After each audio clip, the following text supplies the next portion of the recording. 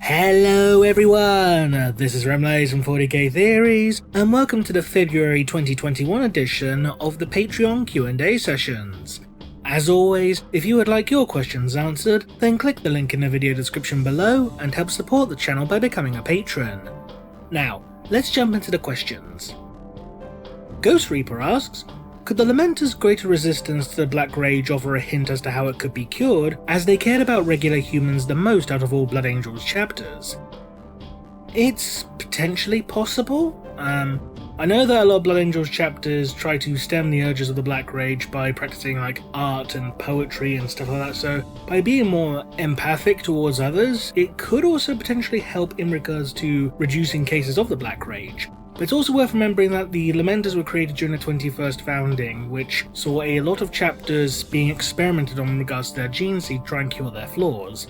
Obviously this failed in the majority of cases. The Lamenters were a partial success because they manifested the Black Rage later than other chapters, so it's still possible though. Is Games Workshop trying to have the Farsight enclaves fall to the worship of Khorne due to their similarities, such as the 8 being Khorne's sacred number, their greater emphasis on melee combat compared to their counterparts, and the red colour of their armour? Honestly, I think that's more just a coincidence more than anything else. That being said, there have been hints of Farsight potentially falling to Khorne because in Empire of Lies, when Farsight looks into the realm of chaos, he does see himself as a champion of Khorne.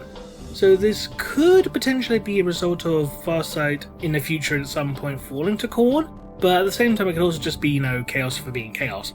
In all seriousness, I can't imagine Games Workshop taking a major character and driving them towards the worship of a chaos god, like completely switching their allegiance. I can't see GW doing that, at the very least not at this point in time. Maybe a few editions down the line, but not right now. What are your thoughts about the possibility of the next fantasy Total War game being set in 40k? Honestly, I view that as being extremely unlikely personally, because Total War as a series has always been better suited to things like, medieval combat or, the most modern it could be would be something like the American Civil War. I can't imagine them doing something like World War II or 40k or anything like that for Total War.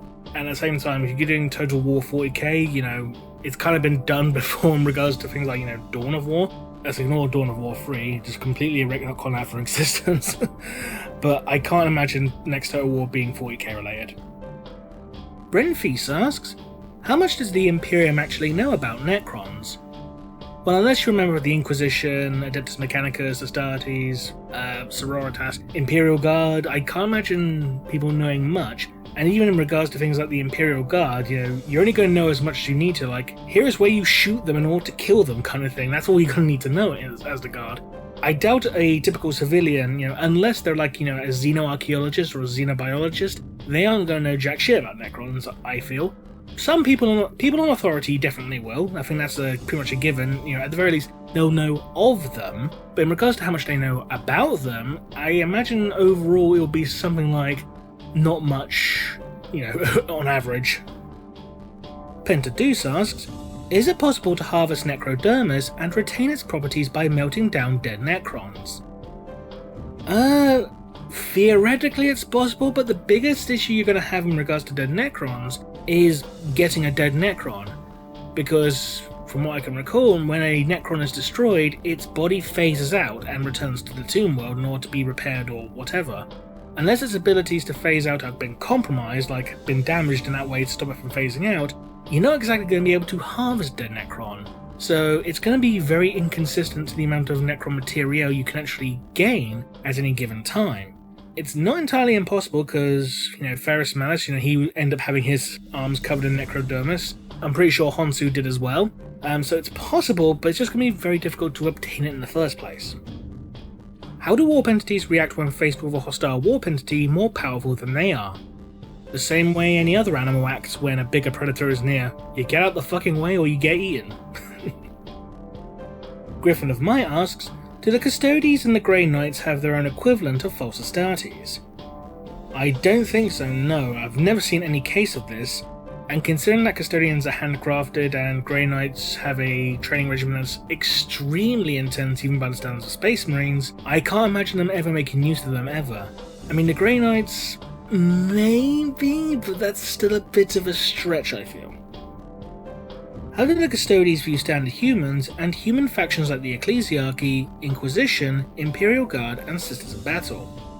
From my understanding, they tend to look down upon other humans as being inferior because, they were gene crafted by the Emperor, or, for the Emperor himself. And so I just think they just regard them as, one would, a pet dog or something like that. I mean, obviously, with a individual of rank, like an Inquisitor or a General of the Astra Militarum or something like that, an Abbess of the Adeptus Sororitas, they will afford them the respect they deserve as their rank bestows them. But generally, I think a Custodian would view themselves as being above general humanity. Our job is to serve the Emperor, we serve the Emperor directly, get out of our way. Could the millennia of worship of the machine god have turned the shard of the Void Dragon into an entity which now seeks to help humanity? And could this lead to a Necron-aligned Void Dragon versus Mechanicus-aligned Void Dragon? I doubt it, because when things become turned into gods, it's generally not a physical entity becoming a god. What it typically is emotions and beliefs coalescing within the warp to create a god that way. It's because of this worship of belief, like, say, in the Emperor, which created the Star Child. In theory, at least. There are other reasons as to why Star Child supposedly came into existence, but that's a whole other kettle of fish.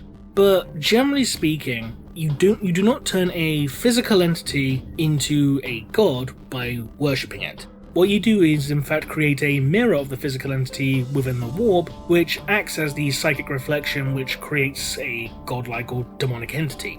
So I can't see, a Void Dragon machine god shard fighting, a regular Void Dragon shard. I just don't see that happening. Thomas Badkin asks, what is a Custodian's diet?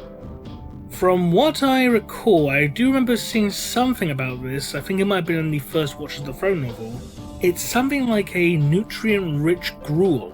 It's kind of similar to what some Space Marine chapters have, just a big bowl of chemicals and nutrients, minerals, vitamins, proteins, etc. That's just basically a slop. It's like, here you go, it's got everything you need, eat up, big boy. Voice of the Emperor asks, how does one get on Adeptus Podcasters? By invitation. Baronium asks, quite a few questions. If one question is now, okay, I'm going to pick one question, and I'm going to pick the one that I find most amusing. So I'm going to pick this one. Since Almvar died and was replaced by a hologram, does this mean that the Tau Empire is ruled by Fishface Hatsune Miku? In essence, yes. Just, less singing involved. Austin Horner asks, what happened to Iskandar Kaon after the Inquisition was returned to their tower on Taura by the Sisters of Silence? I assume this will be answered in the third Black Legion book, which is currently in the works, so I'd probably just say wait until that book comes out and we'll probably get an answer. Zero Hits asks, do you indulge or have interest in Blood Bowl? And if so, do you have any favourite teams? Blizzermen all the way, baby. Blizzermen all the way. And finally, Brother Santodes asks, why don't the Eldari just leave and colonize another galaxy? My understanding was that the Chaos Gods were galactic entities, so shouldn't the Eldari souls be safe in another galaxy? I don't recall anything saying that the Chaos Gods are galactic entities. From my understanding, the warp exists everywhere because it is a psychic reflection of the material universe. Not just the galaxy, the universe. So basically, wherever the material realm is, the warp is as well, in essence. But if they are galactic entities, the reason as to why the Eldari simply don't leave is possibly due to A, pride, because let's be honest, the Eldari are prideful and stubborn and stuck-up fuckers.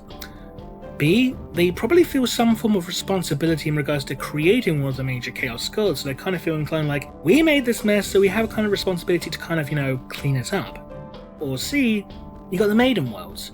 The Maiden Worlds are, by right, Eldari worlds, because they created them. And so they probably don't want to abandon these worlds to the predations of chaos because, hey, this is what we have left of our empire. Again, going back to the stubbornness. Because remember, whenever another race suffers upon our maiden world, the Eldari get extremely hostile and aggressive, like get the fuck off our property kind of aggressive. Regardless whether it's human, Tau, or whatever, it doesn't matter. They'll kill anything on the maiden world that's not got pointy ears. And that concludes this edition of the Patreon Q&A sessions. As always, if you would like your questions answered, then click the link in the video description below and help support the channel by becoming a patron. Until next time, this has been Remlays from 40k Theories, and we'll see you again soon. Bye bye.